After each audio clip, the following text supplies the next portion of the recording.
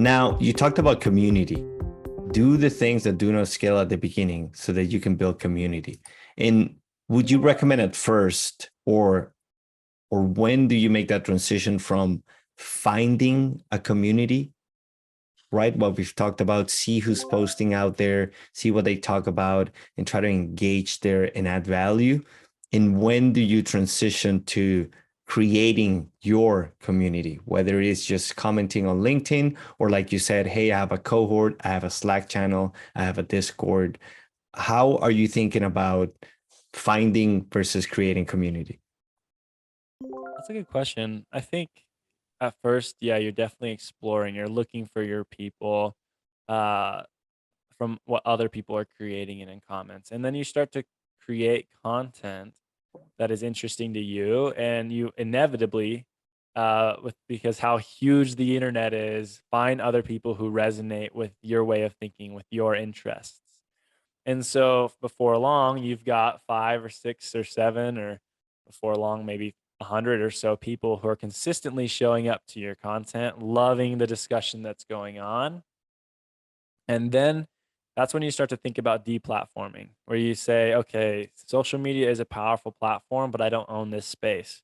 I need to find a way to add more value and be able to have more one on one connections with these people uh, that is maintainable. And so that can look a lot of ways. A newsletter is very common where people want to get emails and then have a place where they can send you useful information, but also be in touch. You can just straight up email each other back and forth. The other great option is something like a closed community. Aaron Barreto has recently launched his Build in Public community, and it's a great example of that. It's in Slack, and it's where you can go and have conversations with other solopreneurs, and um, it's really powerful because as the creator, you're often creating that space through your content for people to interact.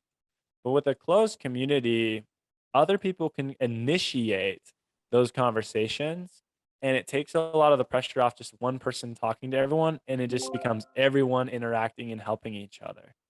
They're very hard to pull off. You have to have quite a few people to be able to have it naturally keep a good flow of conversation and growth. But inevitably, that would be the goal for what I'm trying to accomplish on LinkedIn is to build a very strong, close community. Maybe that's 5 years from now, where people can build their brands together, create content together, and build a support system.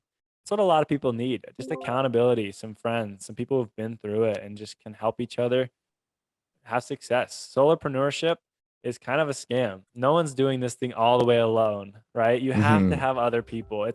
You've got to surround yourself with great people. Otherwise, it's so brutal. And so communities are so powerful for that.